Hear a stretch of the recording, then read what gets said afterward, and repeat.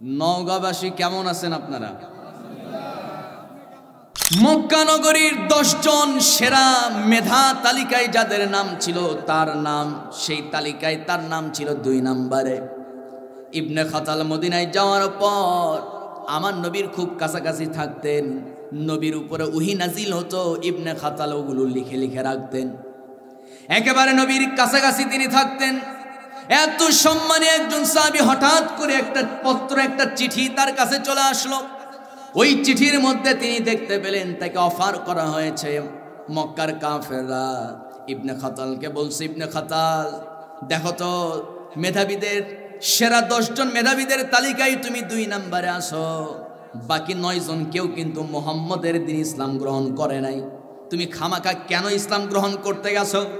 তুমি মক্কায় যদি আবার ফিরে আসতে পারো তাহলে আমরা তোমাকে আরব ভূখণ্ডের শিক্ষা মন্ত্রী বানায় দেব, বহুতল ভবন বিশিষ্ট তোমাকে একটা বাসস্থান আমরা তোমাকে দান করব।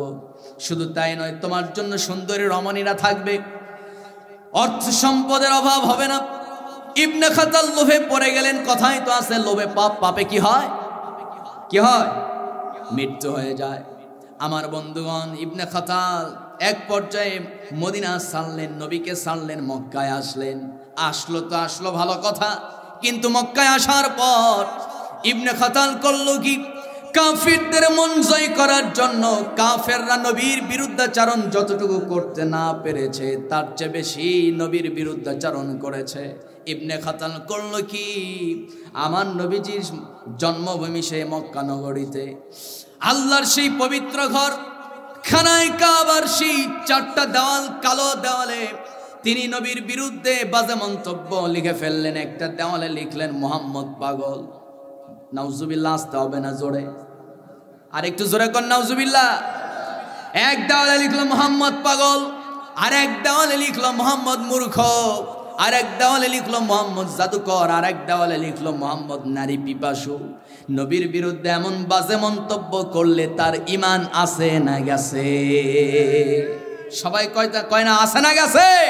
আমার বন্ধুগণ, সেই সাহাবী ইবনে খাতাল নবীর বিরুদ্ধে যখন এমন অবস্থান নিয়েছেন, ভালো করে একটা বিষয় আপনাদেরকে বুঝতে হবে, নবীকে মূর্খ কেন বলল? প্রশ্ন আছে না নাই? কোন আমার বন্ধুগণ, নবীজি দুনিয়ার কারো কাছে তিনি পড়াশোনা করেন নাই, দুনিয়ার কোনো মানুষ তার শিক্ষক ছিলেন না। তার সরাসরি যিনি শিক্ষক ছিলেন, আওয়াজ করে বলুন তিনি আমার কে? আসতে বলবেন না কে? আমার বন্ধুগণ, শিক্ষক যদি আমার কোন একটা ঘরের মধ্যে গেছি, শিক্ষক আছে, ভালো করে চিন্তা করেন, চেয়ার আছে একটা, আপনি ওই চেয়ারে বসবেন না শিক্ষকের জন্য চেয়ার ছেড়ে দিবেন? শিক্ষকের মর্যাদা আছে না নাই? আর নবীজি সেরা মানব, তিনি রহমাতাল লিল আলামিন, তার চেয়ে শ্রেষ্ঠ এবং সেরা আর কে হতে পারে? তিনি তো সাইয়্যিদুল আম্বিয়া, নবীদের নেতা। সুবহানাল্লাহ কোন? আমার ভাইয়েরা, নবীজির সরাসরি শিক্ষক হচ্ছেন আল্লাহ তাআলা। আল্লাহ নিজেই বলেন, ওয়ামা ইয়ানতিকু আনিল হাওয়া ইন হুয়া ইল্লা ওয়াহয়ুন ইউহা আল্লামাহু শাদীদুল কুওয়া যু মিররাতিন ফাস্তাওয়া ওয়া হুয়া বিল উফুকিল আ'লা। জোরে বলুন আল্লাহু আকবার। আমার নবীজি প্রবৃত্তির অনুসরণ করে নিজের মন গড়া, মস্তিষ্ক প্রসূত বানোয়াট কোনো কথা তিনি তার জীবনে 1 সেকেন্ডের জন্য বলেন নাই। এই কথা নবীর না আল্লাহর। সূরা নাজমের ভিতরে আয়াতগুলো এসেছে 27 পারা 5 নম্বর পৃষ্ঠা। আমার বন্ধুগণ, সাহাবী ইবনে খাতাল নবীর বিরুদ্ধাচরণ করছে, ঈমান শেষ হয়ে গেছে। আমার ভাইয়েরা, এক পর্যায়ে নবীর কানে যখন খবর চলে গেল, নবীজি ভীষণ মনে কষ্ট পেলেন। নবীজি যখন মক্কা বিজয় করলেন বিনা রক্তপাতে, আমার নবীজি 22 জন, কোন কোন বর্ণনায় আসছে 19 জনের একটা লিস্ট তৈরি করলেন, ঘোষণা দিলেন এরা ইসলাম গ্রহণ করেছিল, কিন্তু ওরা অর্থের লোভে পড়ে তারা কাফিরদের সঙ্গে দালালি করছে, কাফেরদের দালাল ছিল। এই সমস্ত মুনাফিক, এই সমস্ত মুরতাদদেরকে কোনো ছাড় দেওয়া যাবে না। নবীর বিরুদ্ধে অবস্থান নিয়েছে তো মৃত্যুদণ্ড ছাড়া তার কোনো শাস্তি হতে পারে না, ঠিক কিনা? বর্তমানে আমার দেশে কয়েকটা নাস্তিক আবার মাথা চাড়া দিয়ে উঠেছে, নবীকে নিয়ে বাজে মন্তব্য করা শুরু করছে।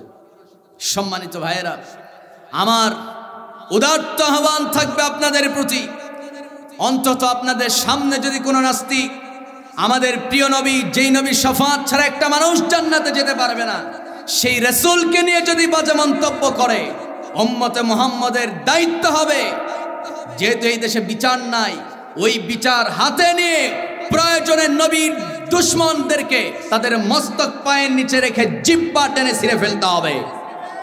আওয়াজ করে বলুন ঠিক কিনা? রাজি আছেন কারা কারা? দুইটা হাত আমি তাদের দেখতে চাই মুসলমান। ইন্নাল হামদালিল্লাহিল আকরামিল্লাযী খালাকাল ইনসানা ওয়া কাররামা ওয়া আল্লামাহু মিনাল বায়ানি মা লাম ইয়ালাম فسبحان الذي لا يحصى امتنانه باللسان ولا بالقلم نشهد أن لا إله إلا الله وحده لا شريك له ونشهد أن سيدنا وحبيبنا ومولانا محمدا عبده ورسوله الذي أرسله بالحق بشيرا ونذيرا وداعيا إلى الله بإذنه وسراجا وقمرا منيرا فقد قال الله تبارك وتعالى في كلامه المجيد وفرقانه الحميد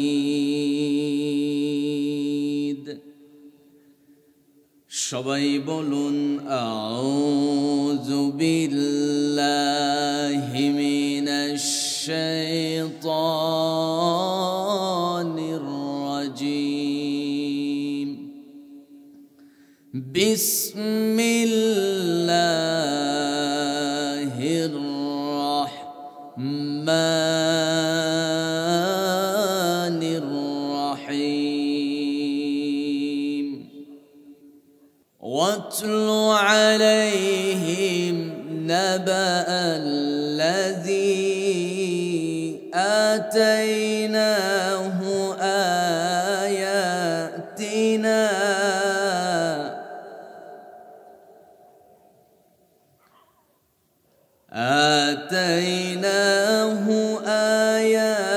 آياتنا فانسلخ منها فأتبعه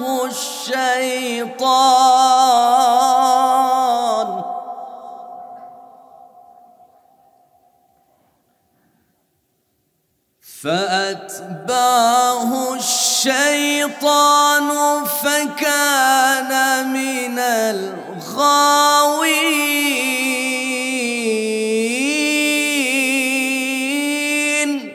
তোমার কথার দ্বারা একজন ভাই যদি ইসলাম থেকে সরে যায়, তোমার কথার দ্বারা একজন বোন যদি কাফেলার সারি থেকে সরে যায়, সবুজ বাগানে ফোটা সুরভিত গোলাপটি তোমার আঘাতে যদি ঝরে যায়, এই কথা মনে রেখো, তবে তোমাকেই দায় নিতে হবে। এই কথা মনে রেখো, তবে তোমাকেই দায় নিতে হবে। যে কারো কাজের মাঝে ভুল হতে পারে, তাই বলে দূরে ঠেলে দিও না কো তারে। দূরে ঠেলে দিলে সে তো সারাটি জীবন ভুলের মাঝেই পড়ে রবে। তোমার কথার দ্বারা একজন ভাই যদি ইসলাম থেকে সরে যায়, তোমার কথার দ্বারা একজন বোন যদি ইসলাম থেকে সরে যায়, সবুজ বাগানে ফোটা সুরভিত গোলাপটি তোমার আঘাতে যদি ঝরে যায়, এই কথা মনে রেখো তবে তোমাকেই দায় নিতে হবে। এই কথা মনে রেখো তবে তোমাকেই দায় নিতে হবে। পড়েন মারহাবা। প্রাকৃতিক সৌন্দর্যের অপরূপ নীলাভূমি উত্তরবঙ্গের নওগাঁ জেলার ধামইরহাট উপজেলার আগড়া দ্বিগুণ সালেহা মফিজউদ্দিন নুরানি কওমি মাদ্রাসা ও এতিমখানার উদ্যোগে 24 এপ্রিল 2025 বার্ষিক ইসলালে সওয়াব ও ওয়াজ মাহফিল। মহান রব্বুল আলামিন বলেন, এই কোরআন তো যেমন তেমন কোরআন, যেমন তেমন কিতাব না। এই কিতাব নির্ভরযোগ্য, ভুল মুক্ত, সন্দেহ মুক্ত একটা কিতাব। কার না জানা আছে সেই আয়াত, যে আয়াত দিয়ে আল্লাহ কোরআন শুরু করলেন, যারা পারেন ঠোঁট মিলিয়ে মিলিয়ে পড়ুন। আল্লাহ রাব্বুল আলামিন বলেন, আলিফ লাম মিম যালিকাল কিতাবু লা রাইবা ফীহি হুদাল লিল মুত্তাকিন। জোরে বলুন আল্লাহু আকবার। আল্লাহ রাব্বুল আলামিন বলেন, ও বান্দা, তুমি কোন কিতাব নিয়ে বসেছো? এটা তো এমন একটা কিতাব, জালিকাল কিতাব, ইহা তো এমন একটা কিতাব, লা রাইবা ফি, ভুল তো দূরের কথাই, কিতাবের ভিতরে কোনো সন্দেহের অবকাশ নাই। আল্লাহু আকবার। কোনো সন্দেহ আছে? কোনো ভুল আছে? কিছুই নাই। এই কোরআন সমস্ত ভুলের ঊর্ধ্বে। আচ্ছা বলেন তো, এই কিতাবটা মনে হয় একটা ওল্ড ভার্সন, মানে পুরাতন একটা কিতাব হয়ে গেছে মনে হয়, তাই না? হ্যাঁ, এই কিতাব কি পুরাতন হতে পারে? না। পৃথিবী যতটা উন্নত হবে, বিজ্ঞান যতটা রিসার্চ করে, গবেষণা করে যতটা ডেভেলপ করবে, কোরআন বুঝা পৃথিবীর জন্য সহজ হবে। কারণ এই কিতাব সম্পূর্ণ আপডেট একটা ভার্সন। কিয়ামত পর্যন্ত যা চাইবেন সব এই কিতাবের ভিতরে আছে। আল্লাহু আকবার। শুধুমাত্র এই কিতাব দিয়ে চলে না হলো সচিবালয়, ইউনিয়ন পরিষদ, এরপরে উপজেলা পরিষদ আর সংসদ ভবন, এগুলোই শুধু চলতে পারে না। এগুলোর ব্যাপারে কোরআন মনে হয় অক্ষম। অক্ষম কথা কয় না, সবাইকে বলতে অক্ষম না সক্ষম? সক্ষম। কিন্তু কেউ যদি বলে অক্ষম, ইমান আছে না গেছে? কথা কয় না, আছে না গেছে? সম্মানিত ভাইয়েরা, সম্মানিত বন্ধুগণ, জাপানে একজন মহিলা বিজ্ঞানী 2007 সালের দিকে মোটামুটি এই কোরআনের ব্যাপারে তিনি একটা প্রেস ব্রিফিং করলেন। তিনি একটা চ্যালেঞ্জ গ্রহণ করলেন যে না, মুসলমানদের এত দাপট কিসের এই কিতাবের? কি এমন কিতাব যার ভিতরে কোনো ভুল নাই? এটা আমাকে দেখতেই হবে। কোরআন পড়তে নিলেন এবং তিনি ঘোষণা দিলেন এই কোরআনের ভুল তিনি বের করেই ছাড়বেন। নাউজুবিল্লাহ, আসতে হবে না জোরে? সম্মানিত ভাইয়েরা, এরপরে কোরআন যখন তিনি পড়তে নিলেন, দেখেন কোরআনটা অনুবাদ করা, তো অনুবাদ পড়ে তো কোরআনে ভুল বের করা যাবে না। কোরআনের বাস্তবিক ভুল বের করতে হলে এই কোরআনের ভাষা শিখতে হবে, ঠিক কিনা কন? ওই মহিলা করলেন কি, আরবি ভাষা শেখার জন্য নিজের ধর্মীয় পরিচয় গোপন রেখে তিনি একজন আলেমের কাছে একটানা 6টা মাস কোরআন শিক্ষা করলেন। 6 মাস শুধু আরবি ভাষা শিখলেন। এরপরে কোরআন নিয়ে টানা 4 বছর তিনি কোরআন রিসার্চ করলেন। 4 বছরে আল্লাহর কালামে কোরআনের শুরু থেকে নিয়ে শেষ পর্যন্ত তিনি কয়েকবার খতম করলেন। শুধুমাত্র সওয়াবের নিয়তে নয়, ওনার নিয়ত ছিল কোরআনের ভুল বের করা, ঠিক কিনা? উনি কিন্তু সওয়াবের আশায় কোরআন পড়ে নাই। উনি 4 বছর একটানা কোরআন রিসার্চ করেছে কোরআনে ভুল বের করার জন্য। আল্লাহু আকবার। এক পর্যায়ে দেখা গেল 4 বছর 6 মাস পর ওই মহিলা তিনি জাপানের সেন্ট্রাল মসজিদে জুমার দিন খতিব সাহেবের অপেক্ষায় দাঁড়ায় আছে। তিনি তো একজন মহিলা বিজ্ঞানী। দেখা গেল তার ডানে বামে সিকিউরিটি গার্ড, নিরাপত্তা রক্ষী তাকে নিরাপত্তা দিতেছে। তার পিয়নকে অর্ডার করলো, যাও মসজিদের খতিব সাহেবকে জানান দাও আমি তার সঙ্গে কিছু কথা বলতে চাই। হুজুরকে জানানো হলো। খবর পেয়ে নামাজ শেষ করার পর ইমাম সাহেব করলেন কি, মসজিদের বাইরে বের হলেন, মহিলার সঙ্গে দেখা করলেন। মহিলাকে বলছেন, হুজুর দেখেই তাকায় চিন্তা করছেন মহিলা তো সাধারণ কোনো মহিলা নয়। জিজ্ঞেস করলেন, আপনার পরিচয় কি, কেন আপনি আমাকে ডেকেছেন? মহিলা বলে, হুজুর আমার পরিচয় সব কিছু আপনি জানবেন, কিন্তু নরমালি প্রথম কথা হলো হুজুর আগে আমাকে কালেমা পড়ান, আপনার ধর্মে আমাকেও একটু জায়গা করে দেন। আর একটু আস্তে কোন সুবহানাল্লাহ। আমার বন্ধুগণ, খতিব সাহেব জিজ্ঞেস করলেন, ম্যাডাম আগে আপনাকে বলতে হবে কেন, আপনি কি উদ্দেশ্য নিয়ে ইসলাম গ্রহণ করতে চান? কেউ কি আপনাকে বাধ্য করলো নাকি? আপনি কেন ইসলাম গ্রহণ করতে চান এটা তো আগে বলতে হবে।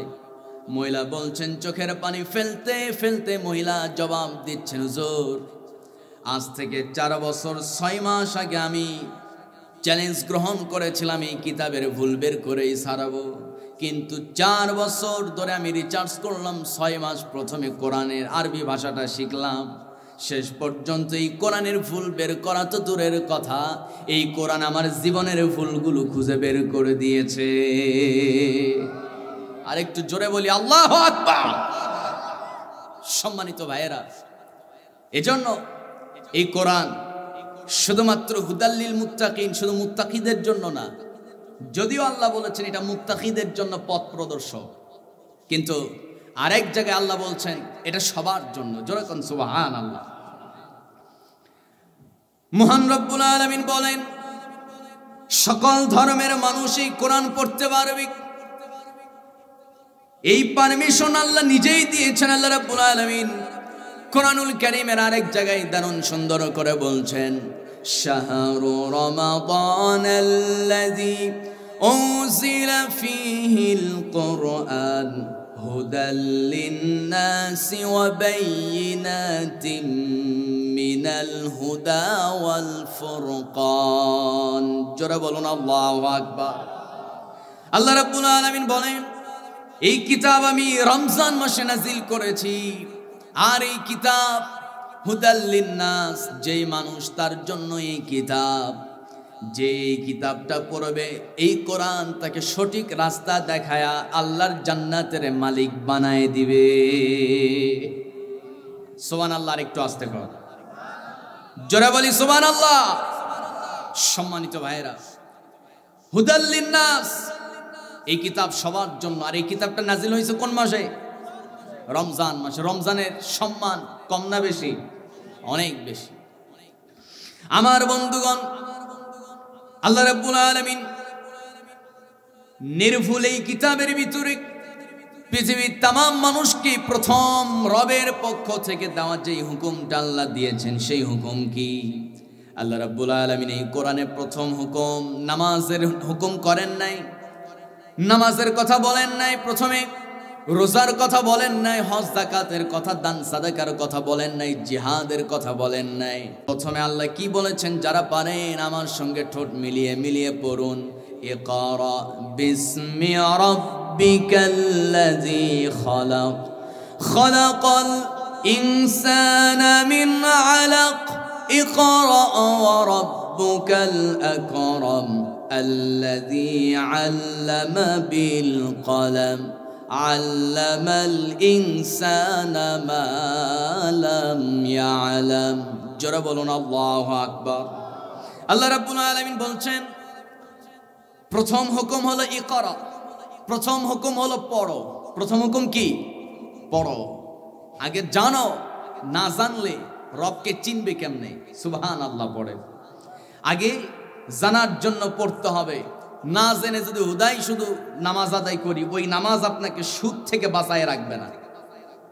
আল্লাহর এক জায়গায় বলছেন ইন্নাস সালাতা তানহা আনিল ফাহশাই ওয়াল মুনকারি ওয়াল বাগই, ইন্নাস সালাতা তানহা আনিল ফাহশাই ওয়াল মুনকার। নামাজ সমস্ত খারাপ কাজ থেকে মানুষকে নিশ্চয়ই বাঁচায় রাখে। কিন্তু আমার দেশে কিছু কিছু নামাজি আছে, মুরব্বী মানুষ, নামাজ পড়ে 5 ওয়াক্ত, সুদ খায় 10 ওয়াক্ত। কথা কোন আছে না? কথা বলেন আছে না নাই? যৌবনকালে ওই যে সুদের নেশা, ওই সুদের নেশা ছাড়তে পারে না। টাকা পয়সা হয়ে গেছে, হজ করার পর এলাকায় এসে বিশাল সমাজ সেবক, বিশাল বড় হাজী সাহেব। আমার বন্ধুগণ, এরকম কিছু হাজী সাহেব মুরব্বী মানুষ সমাজে আছে না নাই? কথা কয় না, একটু কথা বলেন। আছে আছে আছে মানে অনেক। এক যুবক এসে মুরব্বী চাচাকে বলতেছে, চাচা বড় বিপদে পড়ছি, 1000 টাকা একটু দয়া করে ধার দেওয়া যাবে না, 2 দিন সময়। শহর এখানে শহর, এমনিতে নিজের জীবন চলে না, নিজেই চলতে পারি না, তোরে আমি টাকা দিব কোন জায়গা থেকে? আছে না নাই কন? যুবক মানুষ চিন্তা করতেছে, বুদ্ধি খাটায়া একটু কাছে গিয়ে একটু নরম সরম হইয়া কাছে গিয়া এবার মুরব্বী চাচারে বলতে, চাচা আপনি আমারে যে টাকা দিবেন 1000, এই টাকা কি আমি শুধু 1000 আপনারে ফেরত দেবো? আজকে শনিবার, রবিবারে আমি টাকা ফেরত দেব, অথবা সোমবারে। যদি সোমবারে দেই সাথে আরো 200 টাকা, শনিবারে যদি দেই আরো 100 টাকা লাভ। চাচা কই, বেটা আগে বলবি না? আসলেই সত্যি কথা বলতে আমার কাছে টাকা নেই, তোর চাচির কাছে থাকতে পারে। বাড়িতে গেছে, বাড়িতে গিয়ে বলছে, মুখলেসের মা দরজাটা খোলো তো। দরজা খুলতে দেরি, ঘরের ভিতরে ঢুকতে দেরি না, আগে নিজের ঘরে গিয়া করা একটা 1000 টাকা নোট যুবকের হাতে দিয়ে বলতে, জবান যেন ঠিক থাকে। কথা বলেন আছে না নাই? সুদের নেশা ছাড়তে পারে না, মানুষের আইল ঠেলা নিয়ে ব্যস্ত। তসবিও টানে, আবার লেবার লাগাই দিছে, আইলটাও একটু ছাটাই কর। জোরে কোন সুবহানাল্লাহ, সুবহানাল্লাহ কয়। কষ্ট হচ্ছে নাকি আপনাদের? আলোচনা চালাবো? চলো নাকি বলেন? সম্মানিত ভাইয়েরা, তাহলে এই কোরআন, এক কথায় যেই কিতাব নিয়ে আমি আপনাদের সামনে বসেছি, যে আয়াতের কথা আমি আপনাদেরকে শুরুতে শোনাই দিলাম, সূরা আরাফ 7 নম্বর সূরা, 100 কত নম্বর আয়াত? 75 নম্বর আয়াত। মনে আছে তো? আলোচনায় কিন্তু এখনো প্রবেশ করি নাই, আগে একটু বাউন্ডারি দিচ্ছি। যে কিতাব থেকে কথা বলবো সেই কিতাবের একটু পরিচয়টা আপনাদেরকে জানাই দিতেছি, যে এটা যেমন তেমন কিতাব না। এই কিতাব এসেছে আমাদেরকে জাহান্নামের পথ থেকে বাঁচায় জান্নাতে নেওয়ার জন্য। সুবহানাল্লাহ পড়েন। সম্মানিত ভাইয়েরা, এখানে আমরা যারা বসে আছি, একটু বুদ্ধি খাটায়া একটু চিন্তা করে কম তো, যেদিন দেশ স্বাধীন হয়েছিল 1971 সাল, তখন আমাদের দেশে গণনায় মুসলমানদের সংখ্যা ছিল কয় কোটি বলেন? এই তো 7 কোটি। 7 থেকে এই মোটামুটি 7.5 কোটি মুসলমান। এখন মুসলমান কমছে না বাড়ছে? সবাই তো কয় না কমছে না বাড়ছে? কয় কোটি কোন? 18 কোটি। 18 কোটি মুসলমান। আচ্ছা, 18 কোটি মুসলমান কিন্তু 18 কোটি মুসলমানের দেশে মুসলমানরা স্বাধীন না পরাধীন? সবাই কয় না স্বাধীন না পরাধীন? স্বাধীন না পরাধীন সবাই। সম্মানিত বন্ধুগণ, আমাদের মাথার উপরে চেপে বসে আছে ভারতীয় রয়ের এজেন্টরা। ওরা যেদিকে ঘুরায় সেদিকেই সবাই ঘোরে, ঠিক কিনা কন? আমরা এখনো স্বাধীন হতে পারি নাই। নামে স্বাধীন কিন্তু কামে সব জয় বাংলা। সব কি জয় বাংলা। জয় বাংলা স্লোগান দিলে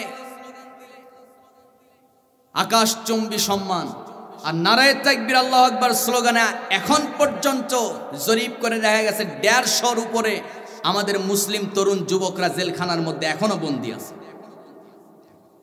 সম্মানিত ভাইয়েরা, সম্মানিত বন্ধুগণ, মন খুলে আমি কিছু কথা আজকে বলতে চাই, শুনবেন তো আপনারা?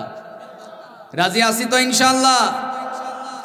তাহলে 18 কোটি মুসলমান আছে আমার দেশে, কিন্তু এই 18 কোটি মুসলমানের শুধু 18 কোটি মুসলমান না, অন্য ধর্মের যারা আছে মোটামুটি ধরেন 20 কোটি আমাদের দেশের মানে মানুষ।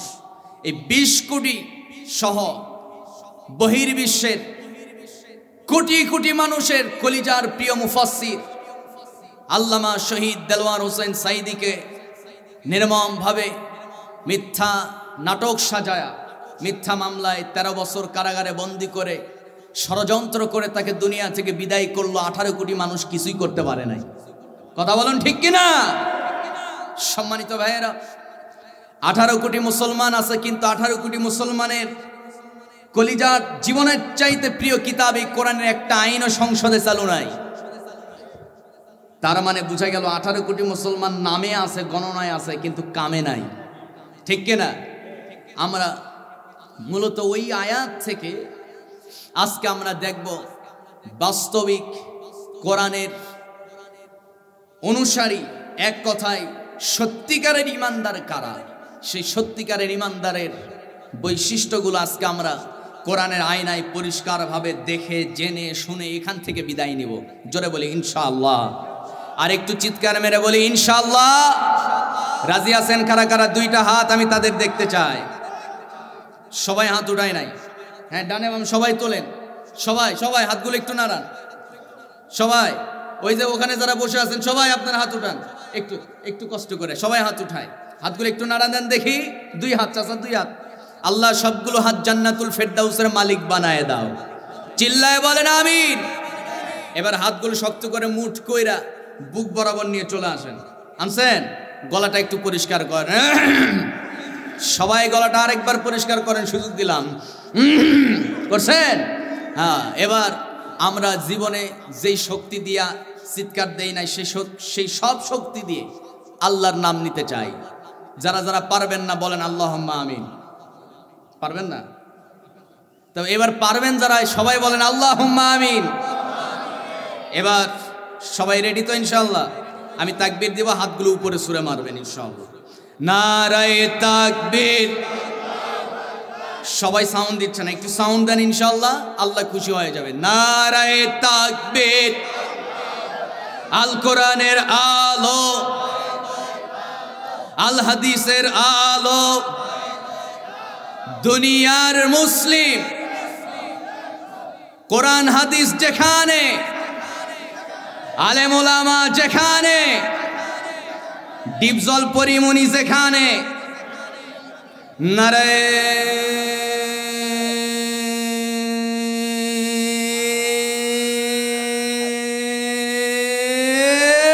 তাকবীর। কষ্ট হলো নাকি? ঘুম ভাঙলো? এবার আমি তেলাওয়াতকৃত মূল সে আয়াতের মূল কথায় আমি চলে যাচ্ছি।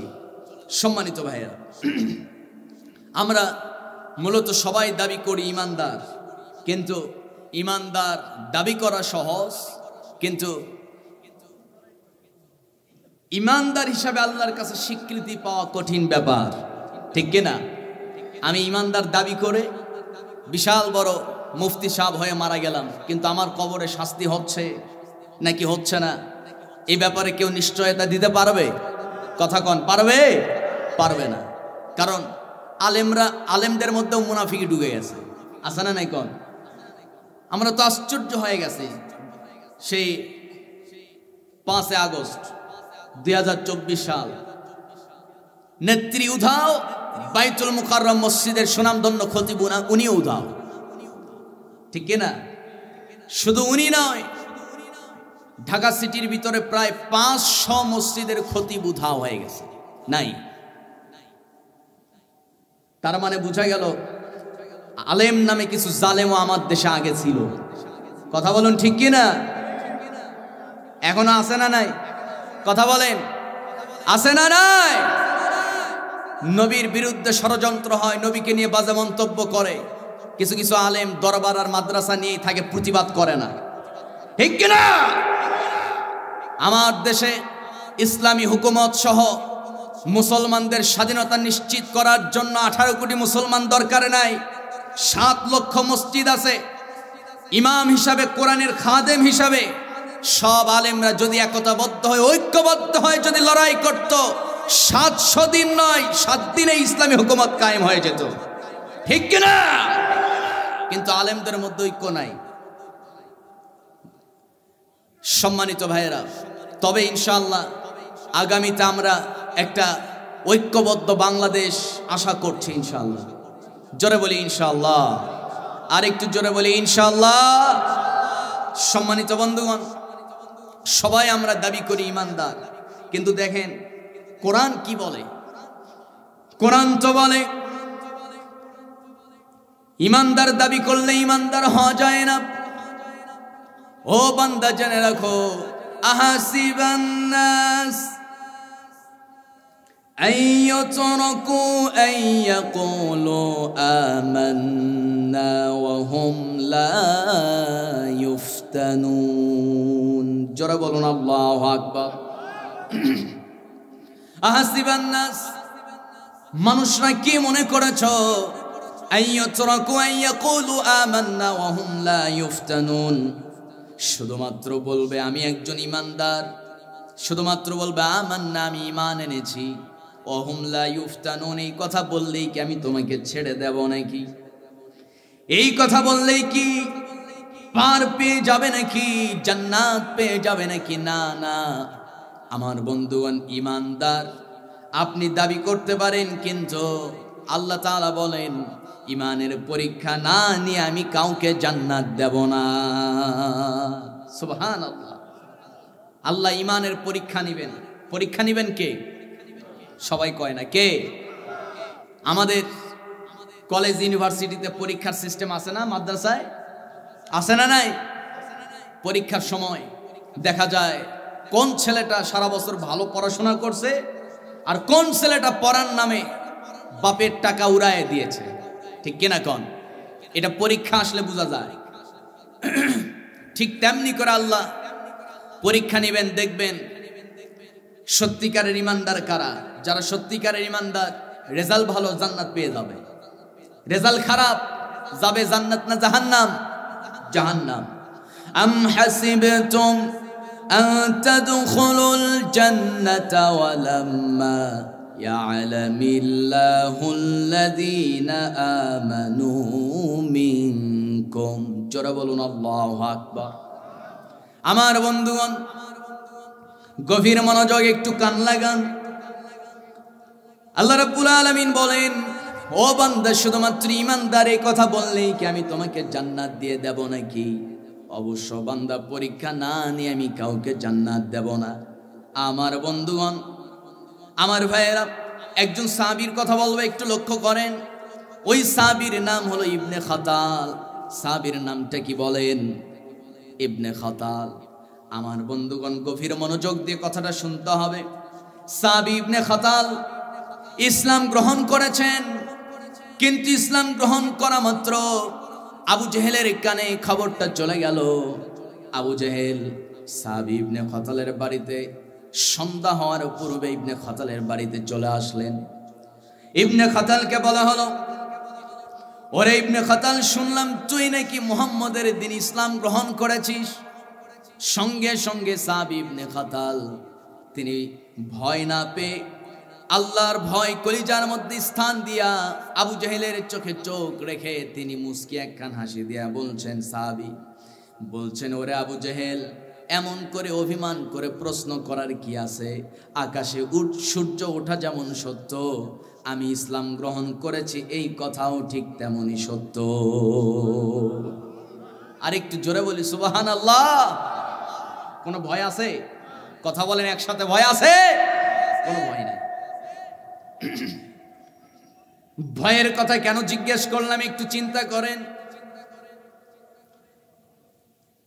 ওই মুহূর্তে এমন একটা মুহূর্ত ছিল, হাতে গোনা কয়েকজন মুসলমান যারা মূর্তি পূজক, তারাই সেই সময় পৃথিবী শাসন করত। এমনকি মুসলমানদের যে প্রিয় ঘর, আল্লাহ তাআলার পবিত্র ঘর, সেখানে কাবা। এই পৃথিবীর প্রথম ঘরের নাম কি? কাবা। প্রথম ঘরের নাম কি? কাবা। ওইখানে কাবা, যেই দেওয়ালের সঙ্গে আমাদের সবার মোহাব্বত কলিজায় আছে না নাই? কথা বলতে হবে সবাই একসাথে, বলেন আছে না নাই? আমার বন্ধুগণ, ওই কাবা ঘরটা কালো, কিন্তু ওই ঘরের ভিতরে আমার বন্ধুগণ ইবাদত বন্দেগী তো দূরের কথা, ওই ঘরের মধ্যে সেজদা পাওয়ার উপযুক্ত একজন, তিনি কে? সবাই বলেন তিনি কে?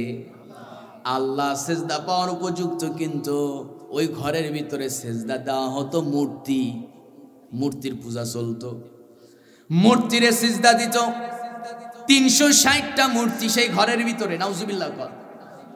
কয়টা মূর্তি? 360টা মূর্তি।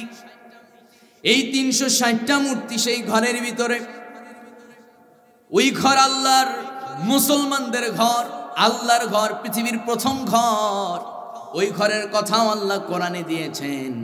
আমার বন্ধুগণ, আল্লাহ রাব্বুল আলামিন বলেন, সুবহানাল্লাযী আসরা বিআবদিহি লাইলাম মিনাল মাসজিদিল হারাম ইলাল মাসজিদিল আকসাল্লাযী বারাকনা হাওলাহু লিনুরিয়াহু মিন আয়াতিনা। জোরে বলি আল্লাহু আকবার। আমার বন্ধুগণ, সূরা বনী ইসরাঈল প্রথম আয়াতে আল্লাহ রাব্বুল আলামিন দুইটা মসজিদের কথা তুলে ধরেছেন। এক হলো বাইতুল কাবা, পবিত্র কাবা ঘর, আরেকটা হলো মসজিদে আকসা, যে আকসার চারপাশে মুসলমানদের রক্ত ঝরতেছে। তবে এমন একটা দিন আসবে, ইমাম মাহদির নেতৃত্বে ওই মসজিদের আকসার আশপাশে সহ সারা পৃথিবীতে মুসলমানরা শুধু ইহুদিদেরকে খুঁজবে আর মারবে। আল্লাহু আকবার। আর একটু জোরে বলি আল্লাহু আকবার। বলেছেন মুহাম্মদুর রাসূলুল্লাহ সাল্লাল্লাহু আলাইহি সাল্লাম, ওরা কত মারবে মারুক। একটা কথা আমি বলে রাখি, যাদের কলিজার ভিতরে একাত্মবাদের বিশ্বাস নাই, এক আল্লাহর প্রতি যাদের বিশ্বাস এবং আস্থা নাই, এই মানুষগুলো সম্মুখ যুদ্ধে কখনো বিজয় অর্জন করতে পারে না। সম্মুখ যুদ্ধে কখনো বিজয় অর্জন করতে পারবে না, পারে নাই, কিয়ামত পর্যন্ত পারবে না। ফিলিস্তিনের আমার বন্ধুগণ, গাজা এবং রাফা দুইটা শহর, এই দুই শহর থেকে সাধারণ নিরহ মানুষদেরকে উচ্ছেদ করলেও ওই জায়গায় মাটির নিচে পিপিলিকার বাহিনী আছে। সুবহানাল্লাহ। কিসের বাহিনী? পিপিলিকার বাহিনী, যেটা রাসূল সাল্লাম হাদিসের ভাষায় পিপিলিকার বাহিনী, কিন্তু বাস্তবে সেই বাহিনী হচ্ছে হামাস বাহিনী। আল্লাহু আকবার। কি বাহিনী? হামাস, মুক্তিকামী সংগঠন হামাস। এই হামাস যোদ্ধারা তারা মাটির নিচে গর্ত খুঁড়ে কোন টানেল কোথায় নিয়ে গেছে এটা শুধুমাত্র তাদের মেমোরিতেই আছে। সুবহানাল্লাহ। শত শত টানেল উদ্ধার করেও আমার বন্ধুগণ সেই মাটির নিচের সবগুলো টানেল তারা উদ্ধার করতে পারে না। কোথায় কি নিয়ে গেছে? মাটির ভিতরে তাদের বড় বড় সিংহাসন। জোরে কোন সুবহানাল্লাহ। আমার ভাইয়েরা, এই মসজিদে আকসা অবশ্যই মুসলমানদের অধিকার। আর এই জায়গায় রক্ত তারা ঝরিয়েছে, রক্ত আরো ঝরাবে, কিন্তু শেষ বিজয়, শেষ হাসি মুসলমানরাই হাসবে। সুবহানাল্লাহ। আমার বন্ধুগণ, ওইখানে কাবার ভিতরে 360টা মূর্তি, আল্লাহর সিজদা দেওয়া হয় না, আল্লাহর ঘর, অথচ ওই ঘরের মধ্যে আমার বন্ধুগণ মূর্তির পূজা চলতো, পাথরের তৈরি করা মূর্তি। কিন্তু ওই অঞ্চলে পয়গম্বর ইব্রাহিম আলাইহিস সালাম তার দাওয়াতি কাজে সব মানুষ কালিমা পড়েছিল এক সময়। পর্যায়ক্রমে মানুষগুলো আবার মুশরিক হয়ে গেছে, ইসলাম থেকে দূরে সরে গেছে। কিন্তু আবার নবীজি যখন দুনিয়াতে আসছেন, সব মানুষগুলো সোনার মানুষ হয়ে গেছে। ওই সাহাবী ইবনে খাতাল তিনি যখন বললেন, ইসলাম আমি ছাড়তে পারবো না, যা করবি কর, ওই সময় সকল ক্ষমতা কাফের মুশরিকের হাতে। আমার বন্ধুগণ, ওই আবু জেহেল করলো কি, তার দাপট, তার ক্ষমতা কাজে লাগায় সাহাবী ইবনে খাতালকে বলছেন, ইবনে খাতাল, তুমি যে বলছো ইসলাম গ্রহণ করেছো, মুহাম্মদের দ্বীন গ্রহণ করেছো, সব ঠিক আছে, কিন্তু কথা হলো আমি তোমাকে টাইম দিলাম, আগামীকাল সূর্য উদিত হওয়ার পূর্বেই যেন আমার কানে খবর চলে আসে যে তুমি বাপদাদার ধর্মে ফিরে আসছো, মুহাম্মদের দ্বীন ইসলাম ছেড়ে দিয়েছো। এই কথা বলা মাত্র সাহাবী ইবনে খাতাল সঙ্গে সঙ্গে জবাব দিলেন, আবু জেহেল শুনে রাখো, আমার জীবনে, আমার হায়াতে যতগুলো সূর্য উদিত হবে, আমার জীবনে শেষ সূর্য উদিত হওয়া পর্যন্ত তোমার কাছে এমন খবর যাবে না যে ইবনে খাতাল ইসলাম ছেড়ে দিয়েছে, আল্লাহর দল ছেড়ে দিয়েছে। জোরে কোন সুবহানাল্লাহ। আবু জেহেলের মেজাজ গরম, টাটকা জানাই দিলেন, ইবনে খাতাল ইসলাম ছাড়বি না বুঝলাম, কিন্তু মক্কা নগরীতে যে তোর ব্যবসা আছে, সুন্দর বিশাল দোকান, এই ব্যবসা বন্ধ হয়ে যাবে, সিলগালা করে দেব, দোকানের মালামাল সব লুটপাট করে দোকানটা আগুন দিয়ে জ্বালায় দেব। ইবনে খাতাল মুস্কি হাসি দিয়ে বলে, আমি তো আমার সবকিছু জান্নাতের বিনিময়ে উৎসর্গ করছি, কোনো টেনশন নাই। সুবহানাল্লাহ। আমার বন্ধুগণ, এক পর্যায়ে আবু জেহেল সেখান থেকে বিদায় নিল। সন্ধ্যা হয়ে গেছে, ইবনে খাতাল বাড়িতে চলে গেলেন। বাড়িতে যাওয়ার পর রাত কাটালেন। সকালবেলা নিজের দোকানে দোকান খুলবেন, দোকানদারি করবেন, দোকানের উদ্দেশ্যে রওনা করেছেন। সকাল সকাল সাদ বিন আবি ওয়াক্কাস রাদিয়াল্লাহু তাআলা আনহুর সঙ্গে সাক্ষাৎ হয়ে গেল। হযরত সাদ বিন আবি ওয়াক্কাস বলছেন, ওই ইবনে খাতাল যাও কোথায়? দোকানে যায়। সাহাবী ইবনে খাতাল, তুমি কি জানো তোমার যে দোকানটা আছে, মক্কা নগরের দোকান তো গতকাল রাতে আবু জেহেল জ্বালায় পুরায় শেষ করে ফেলছে, মালামাল যা কিছু আছে লুটপাট করে ফেলছে। সঙ্গে সঙ্গে দেখা গেল সাদ বিন আবি ওয়াক্কাস লক্ষ্য করলেন, ইবনে খাতাল আসমানের দিকে তাকায়া মুস্কি একখান হাসি দিয়ে আওয়াজ করে আল্লাহর শুকরিয়া আদায় করলেন। সুবহানাল্লাহ। সাদ বিন আবি ওয়াক্কাস তিনি আশ্চর্য হয়ে গেছে, আরে এত লাখ টাকার বিশাল ব্যবসা আগুন দিয়ে জ্বালায় শেষ করে ফেললো, দোকানটা পোড়ায় দিল, মালামাল লুটপাট করলো। এই কথা শোনার পর কেউ কি হাসবে নাকি বলেন? কথা কয় না, হাসবে কি কেউ? সে তো হতাশ হয়ে যাওয়ার কথা, সে তো ভেঙে পড়ার কথা, ঘাবড়ে যাওয়ার কথা। কিন্তু ইবনে খাতাল তো মুস্কি হাসে। ঘটনা কি?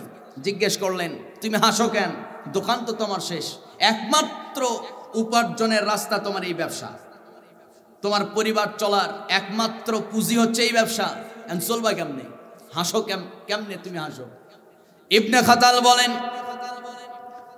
ভাই আমার সাদ বিন আবি ওয়াক্কাস, তুমি কি জানো না আমাদের রব তো ঘোষণা দিয়েছেন? কি ঘোষণা? আল্লাহ বলেন, ইন্নাল্লাহা আশতারা মিনাল মুমিনিনা আনফুসাহুম ওয়া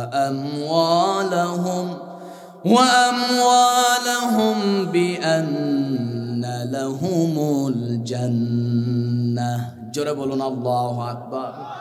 আল্লাহ রাব্বুল আলামিন বলেন, নিশ্চয় আমি ঈমানদারদের জান এবং মাল তার অর্থ সম্পদ আমি কিনে নিয়েছি, ক্রয় করে নিয়েছি, বিনিময়ে আমি তাকে দিয়ে দেব বহুতল ভবন বিশিষ্ট জান্নাত। আর একটু আস্তে কোন আল্লাহু আকবার। আমরা জান্নাত চাই কি চাই না? চিল্লায় বলতে হবে একসাথে, চাই কি চাই না? সম্মানিত ভাইয়েরা, সাদ ইবনে খাতাল এই আয়াতটা পড়া মাত্র সাদ বিন আবি ওয়াক্কাস তার চোখ দিয়ে অটোমেটিক পানি ঝরতে শুরু করছে। সাদ বিন আবি ওয়াক্কাস বলছেন, ভাই তোমার চাইতে আমার ঈমান তো দুর্বল হয়ে গেছে। না ভাই না, ঈমান দুর্বল হয় নাই, তুমি হয়তো জানো না, আল্লাহ তো জান্নাতের বিনিময়ে তিনি আমাদের জানমাল খরিদ করে নিতে চেয়েছেন। সুতরাং আল্লাহর রাস্তায় জান দেব, মাল দেব, বিনিময়ে আল্লাহর কাছে জান্নাত নিয়ে নেব। আমার বন্ধুগণ, এই দুনিয়াতে চির সফলতা হলো জান্নাত। বর্তমান বিশ্বে সবচাইতে ধনাঢ্য ব্যক্তি হচ্ছেন ইলন মাস্ক। ওই ইলন মাস্কের দুনিয়াতে কোনো অভাব নাই, তার মানে সেই সফল না, না না, সফল নয়। আপনার গ্রামে একজন রিক্সা চালক যুবক থাকতে পারে, ওই যুবকটা হয়তো দেখতে কালো, চেহারাটা কালো কুৎসিত হতে পারে, সমাজে তার দাম নাও থাকতে পারে। সাহাবী ইবনে খাতালের প্রিয়তমা স্ত্রী তিনি খুব ক্ষিপ্ত হয়ে গেলেন, রেগে গেলেন, সঙ্গে সঙ্গে পাল্টা জবাব দিলেন, স্বামী গো, আমি আমার বাপদাদার ধর্ম ছাড়তে পারবো না, প্রয়োজনে তোমাকে ছাড়বো, মূর্তি পূজা ছাড়বো না। জোরে কর নাউজুবিল্লাহ।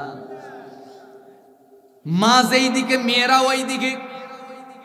ইবনে খাতাল একটু হতাশ হলেন না, মনের মধ্যে শুধু একটু আফসোস, আরে যেই বিবির সঙ্গে আমার বিবাহ বন্ধনে আবদ্ধ হলাম, যেই বিবিকে নিয়ে আমি এতটা দিন সংসার করলাম, তাকে দাওয়াত দিলাম, সে যদি দাওয়াত গ্রহণ করতো আল্লাহর জান্নাতে একসঙ্গেই থাকতে পারতাম। এতটুকুই তার মনের মধ্যে আফসোস। বাবার কাছে গেলেন, বাপ তো আগেই ক্ষিপ্ত, লাঠির উপর ভর করে চলাফেরা করে বুড়ো মানুষ। বৃদ্ধ বয়সে ওই বুড়ো যখন শুনছে ছেলে আমার ইসলাম গ্রহণ করেছে, রাগ আর রাখে কোথায়, খেপে গিয়া, রেগে গিয়া ওই লাঠি, ভর দেওয়া সেই লাঠিটা দিয়া জোরে জোরে আঘাত করলেন।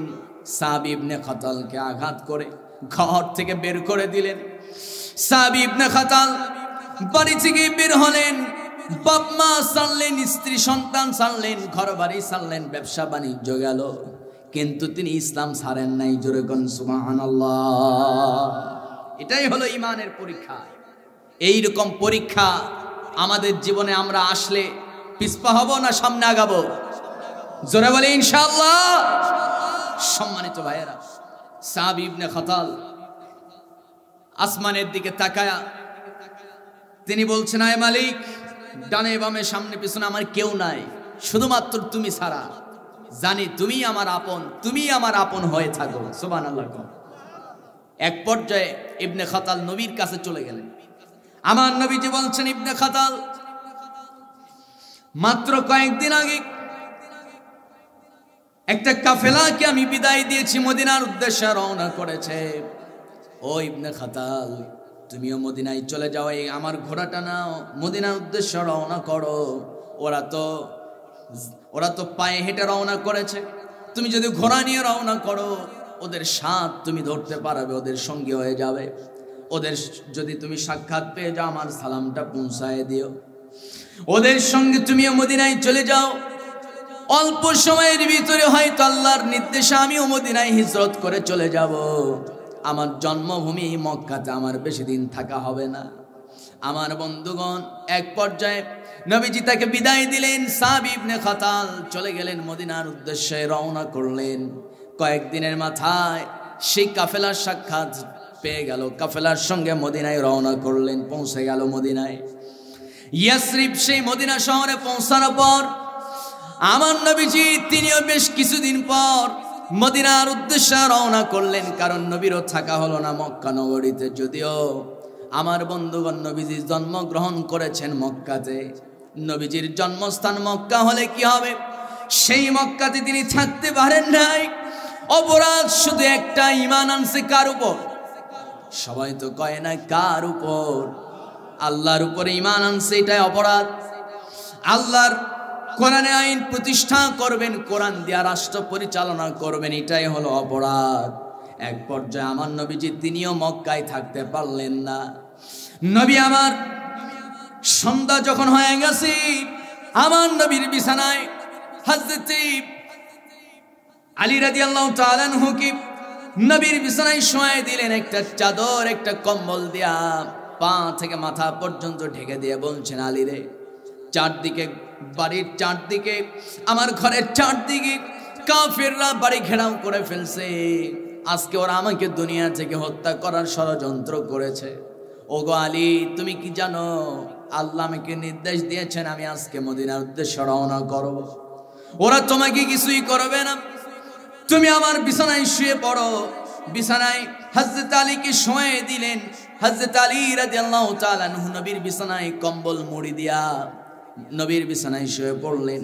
আমার নবীজি ঘর থেকে বের হবেন, এমন সময় হযরত জিবরাইল আলাইহিস সালাম রাসূলকে জানান দিলেন, ইয়া রাসূলুল্লাহ, আল্লাহ তাআলা নির্দেশ দিয়েছেন এক মুষ্টি বালি হাতের ভিতরে নেন, সূরা ইয়াসিনের প্রথম 11 আয়াত পড়ে নেন, আর ওই বালির মধ্যে ফু দেন, বালিটা উপরে ছুঁড়ায় মারেন, সব কাফেরদের চোখ আল্লাহ অন্ধ করে দিবে। আর একটু জোরে বলি আল্লাহু আকবার। আমার নবীজি যা শুনলেন তাই করলেন। বালি যখন ছুঁড়ে মারছি, এখন বলেন তো চোখে বালি পড়লে আর সেই অস্ত্র, সেই কোষবদ্ধ কোষমুক্ত তরবারি কি আর অস্ত্রে সে হাতে থাকার কথা নাকি? হাত থেকে পড়ে গেছে। সবাই এখন চোখ ডলাডলি করে, সবাই চোখ ঘষে। এক পর্যায়ে দেখা গেল আমার নবীজি ঘর থেকে বের হচ্ছেন, দরজা দিয়ে যখন বের হতেছে, নবীর সামনে একজন কাফের, সেও চোখ ঘষাঘষি করা নিয়ে ব্যস্ত, চোখ ডলে। আমার নবীজি করলেন কি, ওই কাফেরের ডান হাতের বাহুতে একটু হাত বুলায় দিলেন, আর আল্লাহর কাছে দোয়া করলেন, আল্লাহ এই মানুষগুলোকে মাফ করে দাও, ওদের প্রতি আমার কোনো রাগ নাই, ক্ষোভ নাই, ঘৃণা নাই, তুমি ওদেরকে হেদায়েত দাও, জান্নাতে আমার সঙ্গে বানায় দাও। সুবহানাল্লাহ বলবেন না? নবীর মনটা ছিল ছোট না বড়? কথা কয় না সবাই, ছোট না বড়? নবীকে মারার জন্য আসছে, সবাই চোখ ঘষা নিয়ে ব্যস্ত, কিছু দেখতে পায় না। ওই সময় নবীজি একটা তরবারি নিয়ে সবাইরে খতম করতে পারতেন, কিন্তু করছে নাকি? কথা কয় না, করছে? নবীজি ক্ষমার নীতি লালন করেছেন, তিনি প্রতিশোধ পরায়ণ ছিলেন না। তার চিন্তাই ছিল একটা, যে মানুষের ভুল তিনি ধরায় দিয়া, সঠিক রাস্তা দেখায় দিয়া জান্নাতের বাসিন্দা বানায় দেওয়া। সুবহানাল্লাহ। আমার নবীজি সেখান থেকে বের হলেন, ওই যে সামনে থাকা ব্যক্তির বাহুতে হাত বুলায় দিলেন। এক পর্যায়ে আমার নবীজি যখন মদিনায় গেছে, যাওয়ার পর সেই সাহাবী, সেই কাফের ইসলাম গ্রহণ করেছিল পরবর্তীতে। এরপরে তিনি একদিন স্মৃতিচারণ করতে গিয়ে রাসূলকে বলছেন, ইয়া রাসূলুল্লাহ, আপনাকে হত্যার উদ্দেশ্যে আপনার বাড়ির সামনে আমি ছিলাম, যেন আমি আগে আপনার কাল্লা নিতে পারি, কিন্তু হঠাৎ করে চোখে বালি পড়লো। এরপরে কে জানে আমার ডান হাতে হাত, এই ডান বাহুতে হাত বুলায় দিল। সেদিন থেকে আমার মনে হয় আমার পুরা দেহটা আছে দুনিয়াতে, আর এইটুকু আছে আল্লাহর জান্নাতের ভিতরে। জোরে কোন সুবহানাল্লাহ। নবীজি বলেন, তোমার ওই বাহুতে হাত বুলিয়েছিল তোমার সামনে থাকা মুহাম্মদুর রাসূলুল্লাহ সাল্লাল্লাহু আলাইহি ওয়াসাল্লাম। আমার বন্ধুগণ, নবীজি আমার সেখান থেকে বের হয়, আমার নবীর কাছের বন্ধু আবু বকরের বাড়ির দরজায় নক করলেন। দরজায় নক করা মাত্র ওই সেকেন্ডে, ওই মুহূর্তে দরজা খুলে গেল। মধ্যরাত। নবীজি বলছেন, আবু বকর, মধ্যরাতে সবাই ঘুমে আচ্ছন্ন, তুমি ঘুমাওনি নাকি? আবু বকর বলে, ইয়া রাসূলুল্লাহ, আজ থেকে 3 মাস আগে আপনি আমাকে বলেছিলেন, আবু বকর প্রস্তুত থেকো, এমন একটা রাত আসবে যেই রাতে আল্লাহর নির্দেশে তুমি, আমি, আবু বকর, তুমি আমি দুজন মিলে একসঙ্গে মধ্যরাতে রওনা করব ইয়াসরিব, মদিনা শহরের উদ্দেশ্যে। যেদিন আপনি বলেছিলেন আজ 3 মাস হয়ে গেছে, এই 3 মাস আমি বিবির সঙ্গে একটা রাত আমি রাত্রি যাপন করি নাই বিছানার ভিতরে। এই 3টা মাস একটানা পুরা রাত আমি এই দরজায় কাটিয়ে দিয়েছি। কারণ হলো, কখন আমার দয়ার নবী দরজায় এসে নক করবি, যদি দেরি হয়ে যায় বেয়াদবি হয়ে যাবে। এজন্য আমি একটানা 3 মাস এই দরজার এই পাশে দাঁড়িয়েছিলাম। আজকে নক করেছেন, আমি মুহূর্তের মধ্যে দরজা খুলতে পারছি, এটাই আমার সফলতা। আর একটু জোরে বলি আল্লাহু আকবার। এটাই হলো নবী প্রেম। সম্মানিত ভাইয়েরা, আমার নবীজি এই ইমানের পরীক্ষা দিতে নিয়ে জন্মভূমি ছেড়েছেন, ইমানের পরীক্ষা দিতে নিয়ে তায়েফের ময়দানে রক্তাক্ত হয়েছেন। আমি আপনি এই সলিমউদ্দিন কলিমউদ্দিন ছুটাফাটা ইমান দিয়া, ইমানের পরীক্ষা না দিয়ে শুধুমাত্র দাপট আর ক্ষমতার এই দান সাদাকার এই বাহাদুর মানে এই সব কিছু নিয়া, এই দাম্ভিকতা নিয়া আল্লাহর জান্নাত কেমনে আমরা আশা করি বলেন? সম্মানিত ভাইয়েরা, এক কথায় আমাদেরকে সবসময় দোয়া করতে হবে, রব পৃথিবীর যত গুনাহ আছে সব করছি, সব হয়ে গেছে, সব পাপ করছি, আমি সব গুনাহ করছি, কিন্তু তোমার কাছে সিলিন্ডার হলাম, শুধুমাত্র আমি আমার আমল দিয়ে জান্নাতে যেতে চাই না, আমি তোমার ক্ষমা দিয়ে জান্নাতে যেতে চাই। এটা বলতে পারবেন না ইনশাআল্লাহ? এই কথা বলা যাবে না ইনশাআল্লাহ? আমরা আমল দিয়ে জান্নাতে যেতে চাই না, আমরা আল্লাহকে বলবো, আল্লাহ তুমি বড় দয়াময়, অতিশীল, মহা করুণাশীল, তুমি মহা দয়ার আধার, তুমি আয় রব, তোমার দয়াই তোমার ক্ষমায় আমরা জান্নাত পেতে চাই। আমরা বলি আমিন। সম্মানিত বন্ধুগণ, এই কোরআন জুড়ে আপনি শুধুমাত্র এই কোরআন পুরা কিতাব জুড়ে একজন আল্লাহর বিখ্যাত বুজুর্গ, নাম তার হচ্ছে বালাম ইবনে বাউরা। এই বিখ্যাত বুজুর্গের কথা আল্লাহ তাআলা এই কোরআনে উল্লেখ করেছেন। সূরা নাম্বার কত? 7, আয়াত নাম্বার 175। আল্লাহ রাব্বুল আলামিন বলেন, রাসূলকে জানায় দিতেছেন, মহান রব্বুল আলামিন বলেন, ওয়াতলু আলাইহিম নাবাআল্লাযী আতাইনাহু আয়াতিনা ফানসালাখা মিনহা ফাআতবাহু আশ-শাইতান ফানসালাখা মিনহা فأتبعه الشيطان فكان من الغاوين। জোরে বলি আল্লাহু আকবার। আল্লাহ রাব্বুল আলামিন বলেন, হে নবী, আপনি আপনার উম্মতদেরকে জানায় দেন, বনি ইসরাইল যুগে বিখ্যাত একজন বুজুর্গ ছিল, তার নাম হলো বালাম ইবনে বাউরা।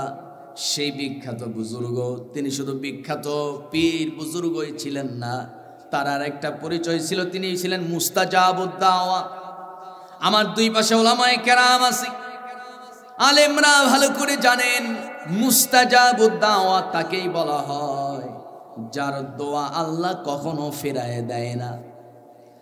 মুস্তাজাবুদ দাওয়া, আল্লাহর কাছে যা দোয়া করে তাই আল্লাহ কবুল করে নেন। সুবহানাল্লাহ বলবেন না? 100 বছরে পৃথিবীতে একটা করে মুস্তাজাবুদ দাওয়া পৃথিবীতে আল্লাহ পাঠায় দেন।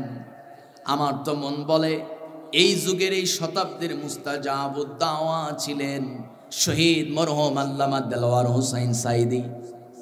ঠিক কিনা কন? কারণ মুস্তাজাবুদ দাওয়া যারা, তাদের ভবিষ্যৎবাণী, তাদের কথা, তাদের দোয়া আল্লাহ কবুল করে নেন। এর বাস্তব প্রমাণ হচ্ছে আমার কানে এখনো ভাসে। তিনি বলেছিলেন, এমন একটা দিন আসবে যেদিন ইসলাম বিরোধীরা পালানোর জন্য একটা ইঁদুরের গর্ত খুঁজে পাবেন। কয়েকদিন আগে আমরা সবাই দেখলাম একজন নেতা, উনি পায়খানার উপরে, যে ফ্ল্যাট বাড়িতে পায়খানার উপরে কিছু ফাঁকা জায়গা থাকে, একটু কিছু মানে ছাঁটাই বাছাই করা কিছু অপ্রয়োজনীয় জিনিসপত্র রাখার জন্য। তো ওই জায়গার ভিতরে নেতা ঢুকছে, উপজেলা চেয়ারম্যান সাহেব, ওই পায়খানা ছাদের উপরে চিপার ভিতরে। এখন পুলিশ করে তল্লাশি, এর ভিতরে ওই জায়গায় থাকতে হঠাৎ করে পুলিশের কানে শব্দ চলে আসছে, বায়ু দূষণের শব্দ চলে আসছে। এমন সময় ওই শব্দে ওনার সব গেছে, ওই জায়গা থেকে বের করে আনা হলো। এরপর আমরা দেখলাম কি, বক্স খাটের ভিতর থেকে নেতা বের হচ্ছে, খাটের ভিতর থেকে। তার বোঝা গেল আসলে তার কথাই বাস্তব যে পালানোর জন্য তারা একটা গর্তও খুঁজে পাবে না। তাই হয়েছে মুসলমান, ঠিক কিনা? সম্মানিত ভাইয়েরা, তিনি বলেছিলেন উগ্রপন্থী ইসলাম বিরোধী নাস্তিক মুরতাদরা সাবধান হয়ে যাও, বেশি বাড়াবাড়ি করো না। তোমরা না হয় আমাদেরকে বলো মৌলবাদী, মৌলবাদীরা আছে মূলে আছে 18 কোটি মুসলমান গোড়াই ঝাঁকুনি দিবে, মামুর বাড়ি দিল্লিতে গিয়ে পড়বা। তাই হয়েছে মুসলমান, ঠিক কিনা? সম্মানিত ভাইয়েরা, সম্মানিত বন্ধুগণ, সুতরাং আমি বলতে চাই সফল তারাই এবং দুনিয়া এবং আখিরাতে সম্মানী তারাই হয়েছে যারা এই কোরআনের সাথে ছিল। জোরে কোন সুবহানাল্লাহ।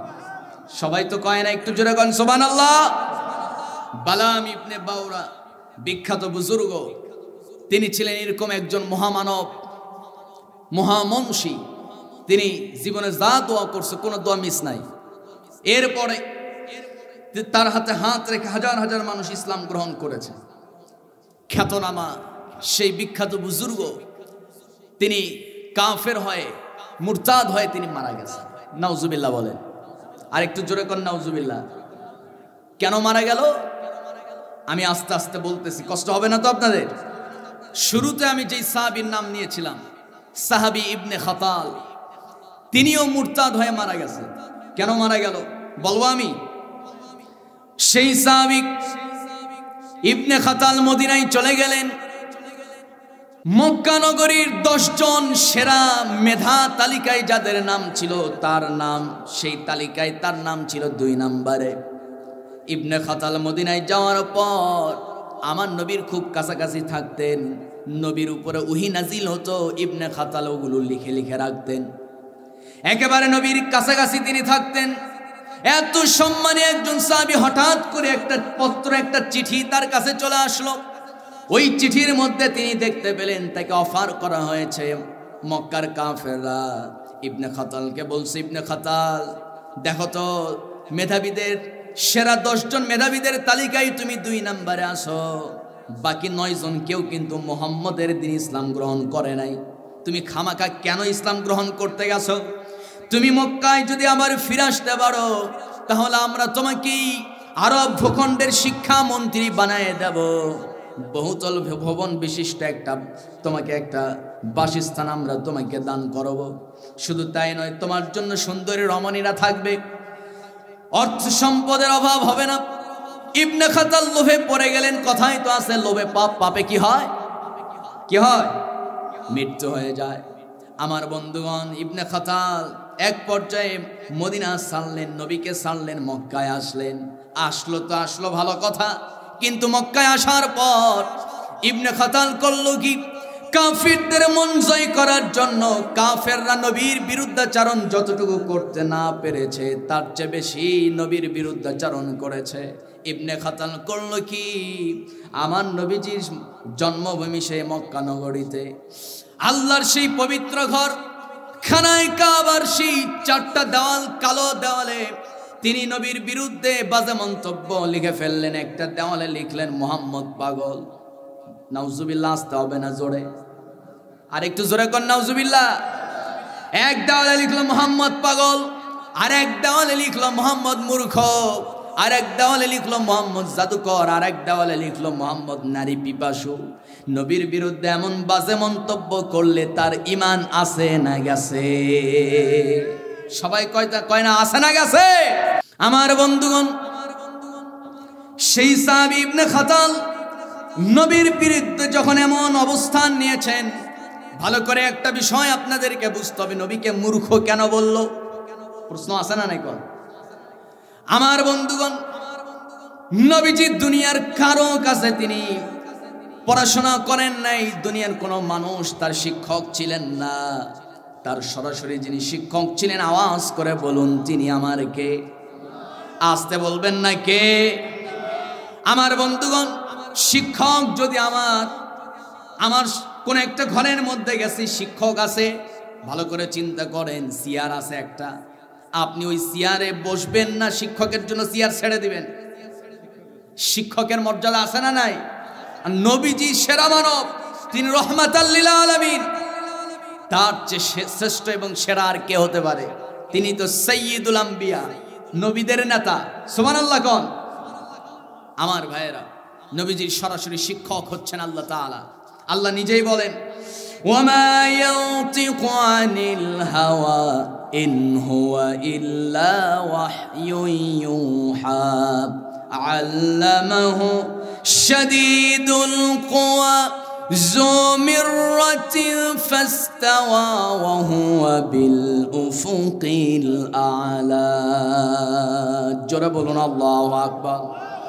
আমার নবীজি প্রবৃত্তির অনুসরণ করে নিজের মন গড়া মস্তিষ্ক প্রসূত বানোয়াট কোনো কথা তিনি তার জীবনে 1 সেকেন্ডের জন্য বলেন নাই। এই কথা নবীর না আল্লাহর। সূরা নাজমের ভিতরে আয়াতগুলো এসেছে 27 পারা 5 নম্বর পৃষ্ঠা। আমার বন্ধুগণ, সাহাবী ইবনে খাতাল নবীর বিরুদ্ধাচরণ করছে, ঈমান শেষ হয়ে গেছে। আমার ভাইয়েরা, এক পর্যায়ে নবীর কানে যখন খবর চলে গেল, নবীজি ভীষণ মনে কষ্ট পেলেন। নবীজি যখন মক্কা বিজয় করলেন বিনা রক্তপাতে, আমার নবীজি 22 জন, কোন বর্ণনায় আসছে 19 জনের একটা লিস্ট তৈরি করলেন, ঘোষণা দিলেন এরা ইসলাম গ্রহণ করেছিল, কিন্তু ওরা অর্থের লোভে পড়ে তারা কাফিরদের সঙ্গে দালালি করছে, কাফেরদের দালাল ছিল। এই সমস্ত মুনাফিক, এই সমস্ত মুরতাদদেরকে কোনো ছাড় দেওয়া যাবে না। নবীর বিরুদ্ধে অবস্থান নিয়েছে তো মৃত্যুদণ্ড ছাড়া তার কোনো শাস্তি হতে পারে না, ঠিক কিনা? বর্তমানে আমার দেশে কয়েকটা নাস্তিক আবার মাথা চাড়া দিয়ে উঠেছে, নবীকে নিয়ে বাজে মন্তব্য করা শুরু করছে। সম্মানিত ভাইয়েরা, আমার উদাত্ত আহ্বান থাকবে আপনাদের প্রতি, অন্তত আপনাদের সামনে যদি কোনো নাস্তিক আমাদের প্রিয় নবী, যেই নবী শাফাত ছাড়া একটা মানুষ জান্নাতে যেতে পারবে না, সেই রাসূলকে নিয়ে যদি বাজে মন্তব্য করে, উম্মতে মুহাম্মদের দায়িত্ব হবে, যেহেতু এই দেশে বিচার নাই, ওই বিচার হাতে নিয়ে প্রয়োজনে নবীর দুশমনদেরকে তাদের মস্তক পায়ের নিচে রেখে জিহ্বা টেনে ছিঁড়ে ফেলতে হবে। আওয়াজ করে বলুন ঠিক কিনা? রাজি আছেন কারা কারা? দুইটা হাত আমি তাদের দেখতে চাই। মুসলমান, তাকবীর দেওয়ার কেউ নাই? নারে তাকবীর, হাত নামান। সম্মানিত ভাইয়েরা, রাগ করলেন নাকি আপনারা? কষ্ট হলো? নবীর দুশমন নবীর বিরুদ্ধাচরণ করবে, ওর সাথে আর কোনো সম্পর্ক নাই। ও আমার বাপ হতে পারে, সে কোরআনের আইন অনুযায়ী মৃত্যুদণ্ডের আসামি হয়ে যাবে, ঠিক কিনা কর? আমার ভাইয়েরা, সেই বালাম ইবনে বাউরার কথা বলছিলাম। সূরা নাম্বার কত? 7। ভুলে গেছেন সবাই? সূরা নাম্বার কত? 7। সূরার নাম আরাফ, 175। আল্লাহ রাব্বুল আলামিন বলেন, ওয়াতলু আলাইহিম নাবাআল্লাযী আতাইনাহু আয়াতিনা فانسلخ منها فأتبعه الشيطان। ওই বনি ইসরাইল যুগে আসমানের নিচে আল্লাহর আইন চলতো না, মানুষের তৈরি করা আইন দিয়ে রাষ্ট্র পরিচালনা করা হতো। আমার বন্ধুগণ, সেই যুগে আল্লাহ মুসা নবীকে দুনিয়াতে পাঠিয়ে দিলেন। এক পর্যায়ে দেখা গেল ওই যুগের যারা ক্ষমতাসীন ব্যক্তি যারা ছিল, তারা নিয়মিত সেই বুজুর্গ বালাম ইবনে বাউরা তার দরবারে যাওয়া আসা করত, হাদিয়া তোহফা নিয়ে যেত। হাদিয়া দিলে হুজুর যার জন্য দোয়া করত, তাই চেয়ারম্যান এমপি হয়ে যেত। আমার বন্ধুগণ, বিরোধী দলের নেতৃবৃন্দ, সরকারি দলের নেতৃবৃন্দ সবাই সকাল সকাল দরবারে হাজির। হুজুর, আপনার কাছে একটা আবদার। কি আবদার বলো? হুজুর, দয়া করে দোয়া করবেন আল্লাহ যেন মুসা নবীকে দুনিয়া থেকে বিদায় করে দেয়। জোরে কর নাউজুবিল্লাহ। এই দোয়া কেন করব? বালাম ইবনে বাউরা যখন জিজ্ঞেস করলেন এই দোয়া কেন করব বলো, সঙ্গে সঙ্গে লোকগুলো বলতে লাগলো, আমরা তো এই দেশে শান্তি শৃঙ্খলা বজায় রাখার জন্য, দেশের উন্নয়নের জন্য আমরা আমাদের নিজেদের পরামর্শের ভিত্তিতে নিজেদের তৈরি করা আইন দিয়ে রাষ্ট্র চালায়। রাষ্ট্র তো ভালোই চলতেছে, আপনি কি বলেন? হ্যাঁ ঠিক আছে, কিন্তু কথা হলো মুসা নবী হঠাৎ করে তিনি তার খোদার আইন দিয়ে রাষ্ট্র পরিচালনা করতে চান, এটা তো আমরা মানব না। আমরা আমাদের আইন দিয়ে রাষ্ট্র চালাচ্ছি, কোনো অসুবিধা নাই, ওর খোদার আইন দিয়ে আমরা রাষ্ট্র চালাতে পারবো না। কিন্তু মুসা নবী বারবার ভেজাল করে, বারবার আমাদের প্রচারণা, এরপরে রাজপথে বিভিন্ন জায়গায় মুসা নবী ভেজাল করতেছে, তার দলবল বেড়ে যাচ্ছে। আপনি দোয়া করেন আল্লাহ যেন মুসা নবীকে দুনিয়া থেকে বিদায় করে দেয়। এক পর্যায়ে বালাম ইবনে বাওরা বলল, নেতৃবৃন্দ আপনারা সবাই বাড়িতে চলে যান, রাতের বেলা দোয়া করব যান। সবাই তো আনন্দে আত্মহারা, ঘুম থেকে ওঠার পর মুসা নবীর মৃত্যুর সংবাদ শুনবে। আমরা নিজেরা হত্যা করলাম না, হাতে কোনো কাদাও ভরল না, অটোমেটিক মুসা মরে যাবে কালকে, রাষ্ট্রীয় সম্মাননায় তাকে দুনিয়া থেকে বিদায় করে দেওয়া হবে, দাফন কাফন করা হবে। সবাই বাড়িতে চলে গেল, রাতের বেলা সবাই আনন্দ উদযাপন করলো। এদিকে বালাম ইবনে বাওরা সারা রাত চিন্তা করতে করতে অবস্থা খারাপ। কখনো চিন্তা করে মুসা নবী তো সাধারণ কোনো নবী নয়, মুসা তো এমন পাওয়ারফুল নবী, যখনই ইচ্ছে করে তখনই কার সাথে কথা বলে। সবাই তো কয় না কার সাথে কেমন কথা বলে, একটু না বললেই নয়। গুরুত্বপূর্ণ একটা অভিযানে মুসা আলাইহিস সালাম রওনা করেছেন। হঠাৎ করে আমার বন্ধুগণ, যাত্রা পথে ঘোড়ার পিঠে মুসা নবীর ঝিমানি চলে আসলো। পয়গম্বর মুসা আলাইহিস সালাম বিরক্ত হয়ে আল্লাহরে জিজ্ঞেস করলেন, আয় রব, 2 দিন একটু টানা জার্নি করতেছি, সফরে আছি, শরীরটা ক্লান্ত হয়ে গেছে, ঝিমানি আসতেছে, ঠিক আছে, কিন্তু আপনার কাছে প্রশ্ন হলো, আপনি যে গোটা পৃথিবী পরিচালনা করেন, আপনি তো বলেছেন আলহামদুলিল্লাহি রাব্বিল আলামিন, গোটা পৃথিবীর সমস্ত কিছুর প্রশংসা আপনার জন্য, রব্বিল আলামিন, আপনি তো শুধুমাত্র এই পৃথিবীর রব না, এরকম অসংখ্য পৃথিবী আপনি পরিচালনা করেন। আপনার নির্দেশে সূর্য উদিত হয়, ইউশিল লাইলান নাহার ইন্না ফি খালকিস সামাওয়াতি ওয়াল আরদ واختلاف الليل والنهار يغشي الليل النهار يطلبه حثيثا والشمس والقمر والنجوم مسخرات بأمره ألا له الخلق والأمر تبارك الله رب العالمين। জোরে বলুন আল্লাহু আকবার। সবাইকে জবাব দিতে হবে। যখন সন্ধ্যা শুরু হয়ে যায়, আকাশে চাঁদ আমরা দেখতে পাই, ওই চাঁদ আকাশে উঠান কে? সবাই তো কয় না, ওই আকাশে চাঁদ ওঠে কার নির্দেশে? সূর্য উদিত হয় কার হুকুমে? আকাশে মেঘমালা পরিচালনা করেন যিনি, আওয়াজ করে বলেন তিনি কে? সেই পয়গম্বর মুসা আলাইহিস সালাম। তিনি আল্লাহকে জিজ্ঞেস করলেন, আয় রব, এত কিছু তুমি পরিচালনা করো, সব তোমার নিয়ন্ত্রণে, তোমার কি একটু ঝিমানি আসে না?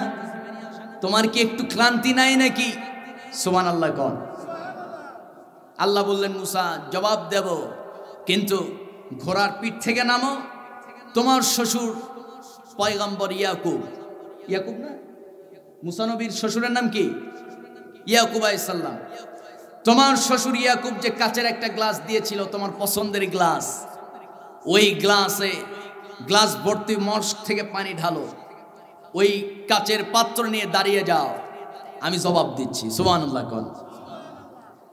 মুসা আলাইহিস সালাম আল্লাহকে বলছেন, আয় রব, এমনিতেই তো তোমার মুসার শরীরটা ক্লান্ত, ঘোড়ার পিঠ থেকে নামতে এক শক্তি প্রয়োজন, ঘোড়ার পিঠে আবার উঠতে গেলে ডবল শক্তির প্রয়োজন।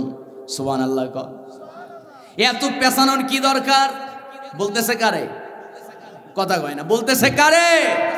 আল্লাহরে বলতেছে। এত পেছানোর কি দরকার?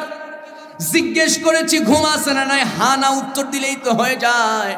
আল্লাহ বলে, মুসা, তোমার আমার এই জাস্কিরি কথোপকথন, কনভারসেশন, এটা শুধু তোমার আমার মধ্যেই সীমাবদ্ধ আমি রাখতে চাই না, এটা আমার শ্রেষ্ঠ পয়গম্বর মুহাম্মদ সাল্লাল্লাহু আলাইহি সাল্লামের উম্মতরা কিয়ামত পর্যন্ত এই ঘটনা তাদের সবার কাছে পৌঁছায় দিতে থেকে গ্লাসের মধ্যে তিনি পানি ভর্তি করলেন।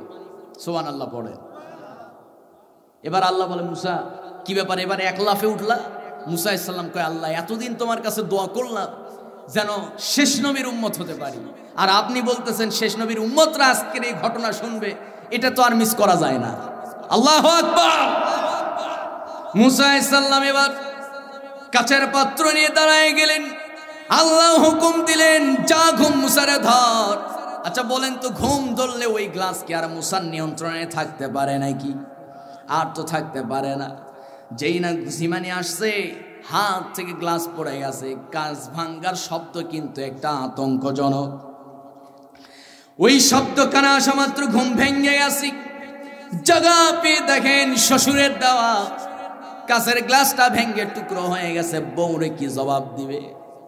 আমার বন্ধুগণ, এবার আল্লাহরে বলে, আয় রব, প্রশ্ন করেছে, এবার তাড়াতাড়ি জবাবটা দিয়ে দাও। সঙ্গে সঙ্গে আল্লাহ তাআলা জবাব দিলেন।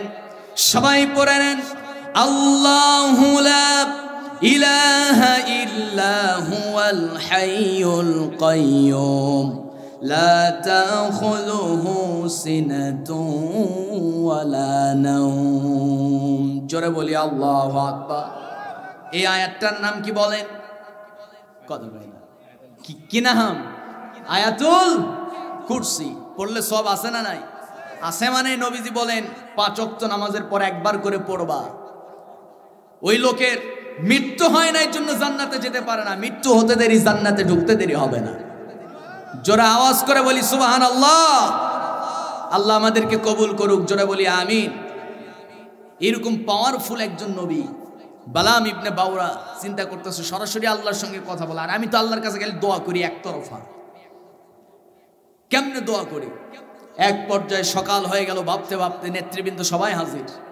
এবার বলতেছে বালাম ইবনে বাউরা, হুজুর সাহেব আপনাকে দোয়া করতে বললাম, আপনি দোয়া না করে আপনি চুপচাপ আছেন। মুসা নবীর মৃত্যুর সংবাদ শোনার কথা সকালবেলা, অথচ আমরা ঘুম থেকে উঠে দেখি মুসা নবী তার খোদার স্লোগান দিচ্ছে রাজপথে তার কর্মীদেরকে নিয়ে।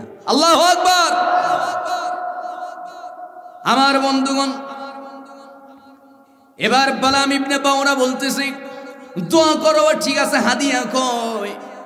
এক পর্যায়ে হাদিয়া দেয়া হলো, যেমন তেমন হাদিয়া নয়, স্বর্ণ দিয়া একটা মুকুট তৈরি করে তাকে গিফট করা হলো। এক কথায় স্বর্ণের একটা মুকুট তাকে যখন দেওয়া হয়েছে, বালাম ইবনে বাউরা বিখ্যাত বুজুর্গ স্বর্ণের মুকুট দেখে চিন্তা করতেছে, এতগুলো স্বর্ণ তো জীবনে হাত দিয়ে স্পর্শই করি নাই, দেখি নাই। এত স্বর্ণ পেয়ে বালাম ইবনে বাউরা লোভে পড়ে গেল। আল্লাহ রাব্বুল আলামিন বলেন, ফাসালাখা মিনহা ফাআতবাহু শাইতান। তার অন্তরের ভিতরে শয়তান বাসা বেঁধে ফেলল। তার অন্তরের ভিতরে শয়তান ওয়াসওয়াসা দেওয়া শুরু করলো, লোভে পড়ে গেল। ফাসালাখা মিনহা। এক পর্যায়ে দেখা গেল বালাম ইবনে বাউরা মনে মনে চিন্তা করতেছে, মুসা নবী যদি মারা যায়, ওর দরবারে যে হাদিয়াগুলো আসে, ওই হাদিয়াগুলো কিন্তু আমার দরবারে চলে আসবে মুসা যদি মারা যায়। দোয়া করেই দেখি, জীবনে বহু দোয়া করছি, কোনো দোয়া মিস হয় নাই, এই দোয়াও মিস হবে না। যদি একবার লাইগা যায় ব্যবসা জমজমাট। এরকম ধান্দাবাজ পিসাব আমার দেশে আছে না নাই? চিল্লায় বলেন আছে না নাই?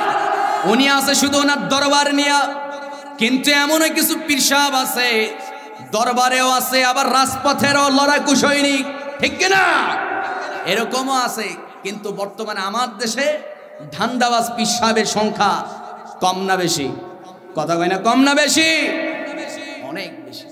ওনার দরবারে বামপন্থী ডানপন্থী সবাই যায়, উনি সবাইরে বুকে নেয়, আছে না? কথা কন। এবার বালাম ইবনে বাউরা হাদিয়া পাওয়ার পর টাটকা দোয়া শুরু। আমরা যখন দোয়া করি, হুজুর সাহেব যখন দোয়া করে, সবাই কিন্তু আমরা হাত উঠায় মাথা নিচের দিকে মনোযোগ দিয়ে হুজুরের কথা শুনে আর কি কই? আমিন কই। দোয়া যখন শুরু হয়ে গেল, সবাই হাত উঠায় ফেলছি। বালাম ইবনে বাউরা দোয়া শুরু করলেন, সবাই হাত উঠায় দিয়া মাথাটা একটু নোয়ায় দিয়ে চোখ বন্ধ করে সবাই আমিন আমিন কয়। বালাম ইবনে বাউরা দোয়া শুরু করছে, রব্বানা যালামনা, আমার রব। দোয়া শুরু এক পর্যায়ে বলছেন, রব্বুল আলামিন, আমার সামনে থাকে এতগুলো মানুষ সব মুসা নবীর অত্যাচারে অতিষ্ঠ। আচ্ছা কোন তো কথাটা সত্য না মিথ্যা? মিথ্যা। সব মানুষ মুসার অত্যাচারে অতিষ্ঠ। এই মজলুম নিরহ মানুষগুলোরে নিয়ে তোমার দরবারে হাত তুলেছি, আয় রব, দয়া করে আমাদেরকে বাঁচাও, মুসা নবীরে দুনিয়া থেকে শেষ করে দাও। বলতে দেরি, হঠাৎ করে জবান বন্ধ হতে দেরি হয় নাই, মুহূর্তের মধ্যে শ্রোতারা, নেতৃবৃন্দ, নেতাকর্মী সবাই চিন্তা করতেছে ব্যাপার কি, বালাম ইবনে বাওরা বিখ্যাত বুজুর্গের জবান কেন আমাদের কানে আর আসে না। সামনে তাকায়া, চোখ খুলে তাকায়া দেখে ভয়ঙ্কর দৃশ্য। কি দৃশ্য? আল্লাহ রাব্বুল আলামিন বলেন, ওয়ালাউ শি'না লারাফানাহু বিহা ওয়ালাকিন্নাহু আখলাদা ইলাল আরদি ওয়াত্তাবাআ হাওয়া। জোরে বলুন আল্লাহু আকবার। মুহূর্তের মধ্যে দেখা গেল বালাম ইবনে বাওরা বিখ্যাত বুজুর্গ, যার কোনো তো আল্লাহ কখনো ফেরত দেয় নাই। হাজার হাজার মানুষ তার হাতে হাত রেখে কালেমা পড়ে মুসলমান হয়েছিল, কিন্তু যেই না নবীর বিরুদ্ধে দোয়া করছে, জবান বন্ধ হয়ে গেছে। আর দেখা গেল তার মুখের ভিতরে থাকা জিহবা নাভি পর্যন্ত ঝুলে গেছে। এক পর্যায়ে দেখা গেল মুখ দিয়ে আবার রক্ত পড়ে। এক পর্যায়ে দেখা গেল বালাম ইবনে বাওরা বিখ্যাত বুজুর্গ কয়েক মিনিটের মাথায় ছটফট করতে, কাঁপতে কাঁপতে দুনিয়া থেকে মুরতাদ হয়ে কাফের হয়ে মারা গেল। অপরাধ হলো একটা, নবীর বিরুদ্ধে দোয়া করছে। বলেন তো ঈমান আছে না গেছে? জবান খুলে বলেন, আছে না গেছে? ঈমান শেষ। আমার দেশে কাদিয়ানি আছে না নাই? কথা কন, কাদিয়ানি মুসলমান না কাফের? সবাই বলে না কাফের, কোনো সন্দেহ নাই। কেন কাফের বলি? আল্লাহ রাব্বুল আলামিন বলেন, যারা পারেন বলুন, মা কানা মুহাম্মাদুন আবা আহাদিম মির রিজালিকুম ওয়ালাকির রাসূলুল্লাহ ولكن رسول الله وخاتم النبيين। জোরে বলি আল্লাহু আকবার।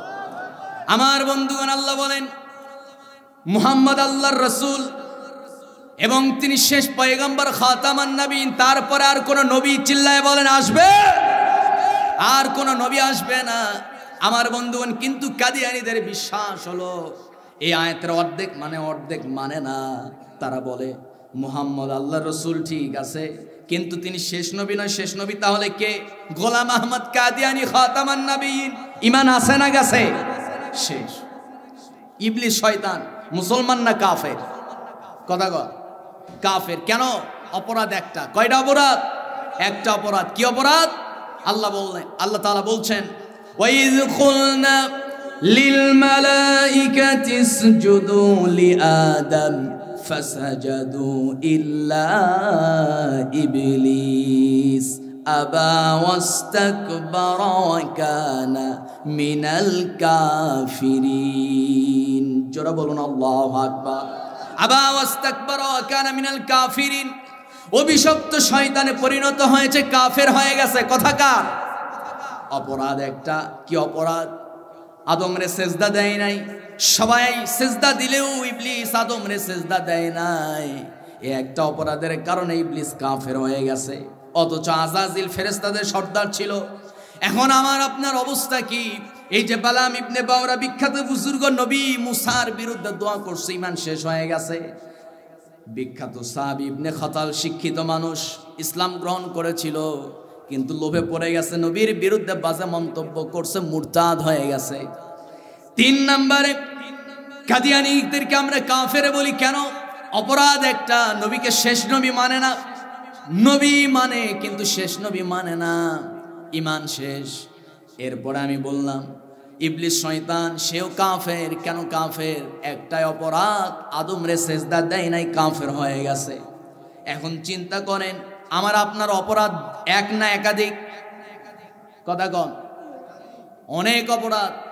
আপনি যদি জেনা করেন, কোরআনে এমন কোন জায়গা নাই যে কি বলে, রাসূল সাল্লাল্লাহু আলাইহি ওয়াসাল্লাম তার যতগুলো হাদিস আছে, সম্মানিত ভাইয়েরা, আমার নবীজির জীবনীতে তিনি কখনো বলেন নাই যারা জেনা করবে, যারা মদ পান করবে, যারা সুদ খাবে, তারা ডাইরেক্ট কাফের হয়ে যাবে, এরকম কোনো হাদিস নাই। কিন্তু হাদিস আছে কি, মান তারাকা সালাতা মুতাআম্মিদান ফাকাদ কাফার, নামাজ ছেড়ে দিবে তো কাফের হয়ে যাবে। ঠিক কি না? আমরা আজকের এই ময়দান থেকে প্রতিজ্ঞাবদ্ধ হব যে সব গুনাহ থেকে, বড় বড় গুনাহ থেকে বেঁচে থাকবো, আর নামাজ ছেড়ে দেব না। রাজি আছেন কারা কারা? দুইটা হাত আমি তাদের দেখতে চাই। সবাই তো হাত উঠায় না, হাতগুলো একটু টান টান করে দেখান। নামাজ পড়ব তো ইনশাআল্লাহ? শুধু শুক্রবারের না, প্রত্যেক ওয়াক্ত সবাই বলি ইয়া আল্লাহ, আরো জোরে বলি ইয়া রহমান। আমাদেরকে 5 ওয়াক্ত নামাজ জামাতের সাথে আদায় করার তৌফিক তুমি আল্লাহ দিয়ে দাও। জোরে বলি আমিন।